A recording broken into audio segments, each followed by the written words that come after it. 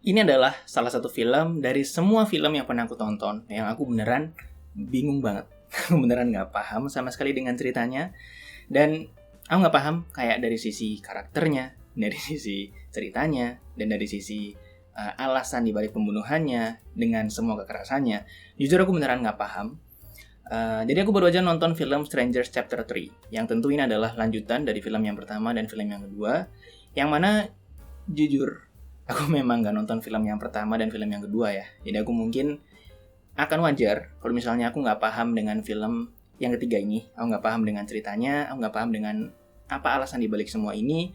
Karena mungkin seharusnya aku memang nonton dulu untuk film yang pertama dan yang kedua, sehingga aku bisa paham dengan ceritanya yang di film ketiga ini. Nah cuman, jujur, aku sebenarnya tuh adalah tipe orang yang lumayan mudah ketika nonton sebuah film, kemudian mencoba memahami dengan apa yang terjadi, walaupun mungkin sebelumnya tuh udah pernah lanjutan dari film yang sebelumnya. Jadi sebenarnya aku nggak terlalu bingung biasanya dengan film-film yang mungkin aku baru nonton di film yang kedua ataupun film yang ketiga, dan uh, akan lebih mudah untuk aku untuk akhirnya menyambungkan dengan film yang pertamanya ketika aku udah selesai nonton filmnya dan akhirnya nonton lagi gitu. Nah tapi di film yang kayak ini, aku tuh ngerasa kalau aku beneran nggak paham sama sekali dengan apa yang semuanya terjadi. Oke, aku paham dengan ada adegan kekerasannya, ada hal-hal unik yang dilakukan oleh karakter-karakter pembunuhnya ya bisa dibilang ya, yang kayak mungkin spoiler sedikit, kayak mereka cuma ngebunuh orang-orang yang tinggal di hotel dengan nomor 24 gitu ya. Tapi aku beneran nggak paham sama sekali dengan apa yang alasan kenapa mereka harus membunuh orang-orang di nomor 24. Memang diperlihatkan juga kalau misalnya ada alasan-alasan kayak dari orang tuanya lah, dari masalah dari kecil lah, semuanya itu memang diperlihatkan. Tapi itu sama sekali nggak menjawab semua pertanyaan selama aku nonton ya. Adegan kekerasannya tentu sangat-sangat banyak, dan adegan kekerasan ini juga bisa dibilang sangat-sangat sadis ya, kelihatan sekali. Aku nggak tahu ya, tapi aku merasa kalau ini adalah tipe film yang ketika ada adegan kekerasan itu kerasa kayak menohok banget. Secara impact kekerasannya itu kerasa banget, nggak yang tipe nusuk doang atau misalnya nembak doang kemudian nggak ada rasanya sama sekali. Itu bukan tipe film yang seperti itu. Aku ngerasa impactnya gede banget. Aku ngerasa kekerasannya tuh kerasa banget, sadis banget bisa dibilang. Jadi kalau misalnya mungkin kamu nggak terlalu suka adegan berdarah-darah, otomatis kayaknya sama sekali jangan nonton film ini ya. Karena bahkan aku sendiri ngerasa kayak ini lumayan sadis gitu ya. Nah cuma lagi-lagi, kalau misalnya ngomongin masalah karakter-karakternya, itu juga menurut aku sama sekali nggak jelas. Uh, Satu-satunya karakter yang menurut aku jelas, mungkin bukan salah satu karakter, tapi beberapa karakter yang menurutku jelas di film ini itu adalah karakternya ini nih, kakaknya dari adiknya yang pemeran utama tuh. Nah itu adalah karakter yang jelas. Cuman ada beberapa karakter yang jelas ini tadi dengan alasan yang jelas juga, kayak mereka harus datang ke tempat-tempat yang terjadi pembunuhan ini, kemudian mereka mencari adiknya, dan akhirnya mereka mencari clue dan petunjuk ke banyak orang. Semua itu menurut aku tentu itu adalah alasan yang sangat jelas, kayak semua orang yang kehilangan adiknya mungkin karena sayang sekali otomatis akan mencari adiknya ke tempat-tempat yang terakhir kali mereka mendapatkan petunjuk bisa dibilang.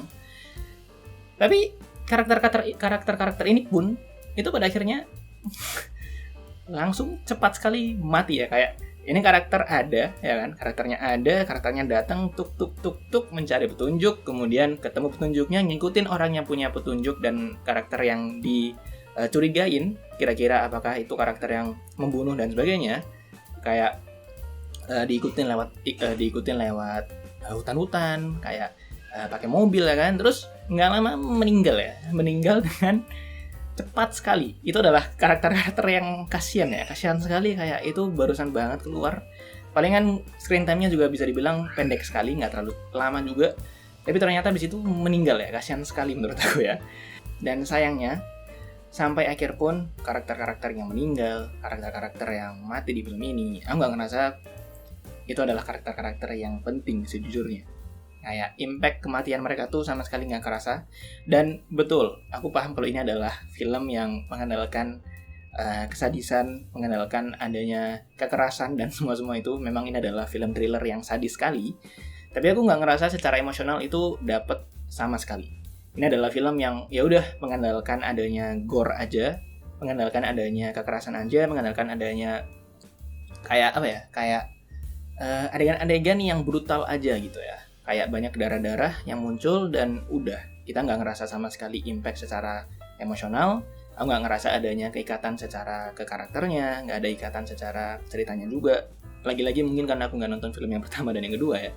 Tapi aku nggak ngerasa itu semua sama sekali. Dan aku ngerasa kalau itu adalah masalah ya. Karena aku selalu merasa kalau film yang bagus tuh adalah film yang ketika kita nonton kemudian ada orang yang mungkin meninggal, itu kita punya perasaan sedih, atau nggak sampai sedih mungkin, tapi perasaan kayak mempertanyakan perasaan kayak ada sesuatu yang hilang bisa dibilang gitu ya. Dan di film ini tuh sama sekali nggak ada sama sekali. Dan lagi-lagi kalau ngomongin ceritanya, beneran aku nggak paham sama sekali dengan semuanya yang terjadi. Dan mungkin dari kamu ada yang paham mungkin ya, kayak sebenarnya itu alasannya kenapa dia dibunuh, kayak kenapa karakternya membunuh banyak sekali orang-orang, apakah psikopat doang, apakah semuanya itu, dan kayak apa keputusan-keputusan yang diambil sehingga pada akhirnya ada orang yang nggak dibunuh.